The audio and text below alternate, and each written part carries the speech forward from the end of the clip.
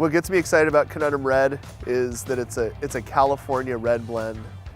A fun wine, but it's also a very serious wine. If you bring that wine out to a steakhouse, you should be proud to have that wine on your table. It's also just as acceptable to have that wine in a picnic basket.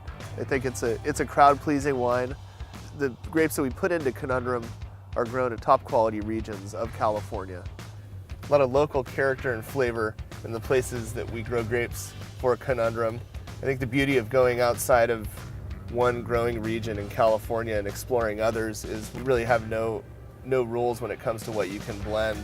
To build a layered wine with different flavors, really taste every part of California in one bottle. It's actually the most fun part of making a blended wine is being intentional about it, discovering these places for ourselves. Blending a blended red wine is more difficult than it sounds. It's not just throw it all together and hope it tastes good. There's a lot of thought that goes into it. You know, Petite Sirah, for example, it's a tough, tannic, bitter wine on its own. You blend it with some lush Cabernet and some Zinfandel that has a little pepper quality to it. You know, you're on your way to starting a great red blend. My grandpa, Charlie Wagner Sr., who I'm named after, came up with the original idea for Conundrum.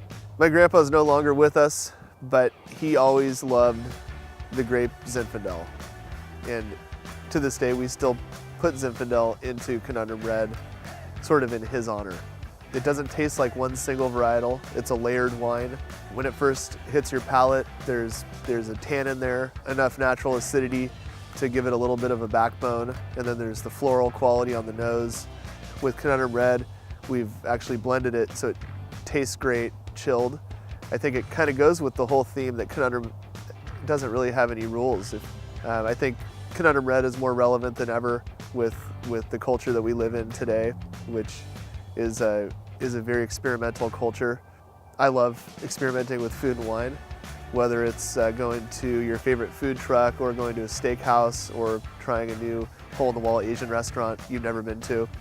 This wine kind of goes with all of those foods.